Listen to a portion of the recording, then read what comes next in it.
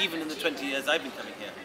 The encroachment on Golconda, the encroachment on Mola Ali, the destruction of Raymond's tomb, and the failure to conserve so many of the buildings, the failure to conserve the boulders, even the amazing boulders of the Banjara Hills and so on. And so when I come to Hyderabad, I feel a mixture of extreme interest and pleasure in this wonderful town with rich culture. Particular pleasure in eating the biryani and the halim and all the wonderful food. But I always feel sad also that people don't know its history enough. And I know that there's a very particular reason here for why the current establishment in Hyderabad, much of which had little connection to the past, and because the old elite went to Pakistan or the Gulf after Operation Polo. So I understand the reasons why the things are as they are and why so many of the Nizam's buildings were destroyed and no one took any interest in conserving it. But it still seems to me that so much can be done.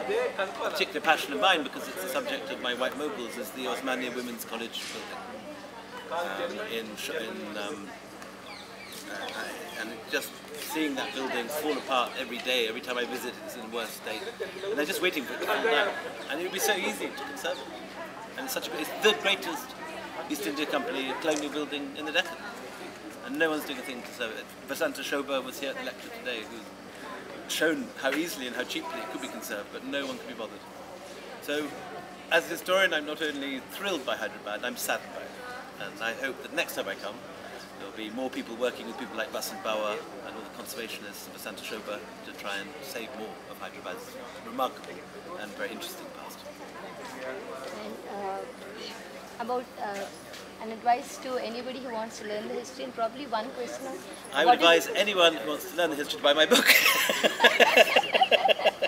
Very simple. Other than that, to give it to their parents and to their cousins, and other than that, to just read the past of Hyderabad. It's one of the great cultures of India, the Deccani culture, and there's so many wonderful things written about it. Works of Narendra Luther, Vasant Bawa, all these great Hyderabadi scholars are good starting points. And I just wish people would learn to love it more than they do, and be less interested in .coms and internet. So what do you think is the role of such big universities in conservation and also taking history forward? I think universities can play a major role. Interesting students and enthusing them, organising conservation and archiving. It's particularly scandalous that it is under the watch of a university that the British Residency building is being left to fall apart. A university should look after a fantastic building like that. There should be a whole system out there to preserve it, and nothing's being done. And I find it very frustrating. The one great thing that's happened in my 20 years in this city has been what's happened to Chamhala. And I think the Chamhala restoration project is a model of how things can be saved. When I first went there, it was falling apart just like the British Residency.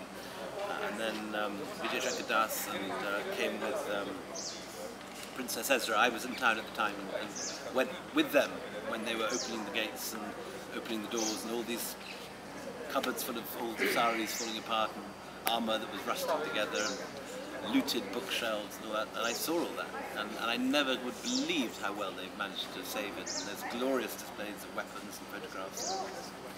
So it can be done, and it has been done, but it isn't being done enough. Thank you, sir. We look forward.